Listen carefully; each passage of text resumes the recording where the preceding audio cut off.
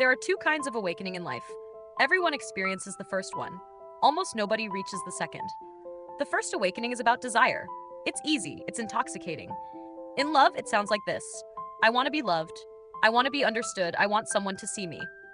In money, it sounds like this: I want to be rich. I want freedom. I want my life to finally work.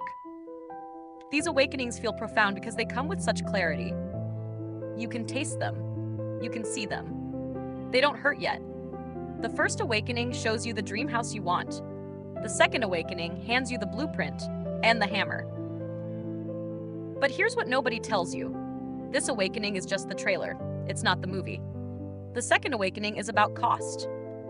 And this is where most people's journey ends before it even begins. Because the second awakening asks a different question. Not what do I want, but what am I willing to give up to get it? Look at what each awakening actually demands. In love, the first awakening says, I want to be loved. The second awakening says, expose your vulnerability, risk rejection, communicate through discomfort. In money, the first awakening says, I want to be rich. The second awakening says, learn skills that bore you, take risks that scare you, show up when you don't feel like it. The cost is never sexy. It's never in the movie trailer, and that's exactly why most people never pay it. Here's what it looks like when you're stuck in the first awakening. In love, you scroll through social media imagining your perfect partner. You fantasize about being loved deeply, but you don't initiate difficult conversations. You don't risk being seen in your mess. You wait for someone to arrive who just gets it, without you having to do the painful work of actually being known. In money, you dream about a sudden raise or a lucky investment. You watch videos about people who got rich, but you don't learn the boring skills. You don't take the uncomfortable risks. You wait for the universe to notice your potential without becoming the person who can actually hold wealth.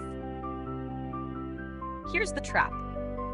When you've only experienced the first awakening, when you only know what you want, but not what it costs, your desire becomes a fantasy. You start waiting, wanting to be loved without doing the work of love. That is exactly like wanting to win the lottery. You're not building anything. You're just hoping the universe notices you. And when it doesn't happen, when love doesn't arrive or money doesn't materialize, you feel betrayed. You feel like the world owes you something. You cycle through anger, heartbreak, anxiety. You ask, why not me? But the real question was never, why not me? It was always, what version of me is required for this? And am I willing to become that person? This is the second awakening, the one that hurts, the one that actually changes your life.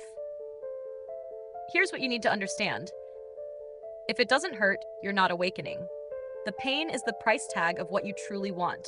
Because once you see the cost clearly, everything shifts.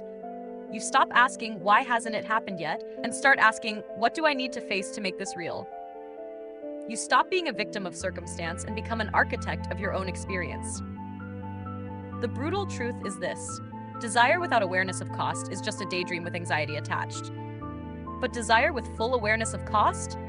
That's a plan. That's a path.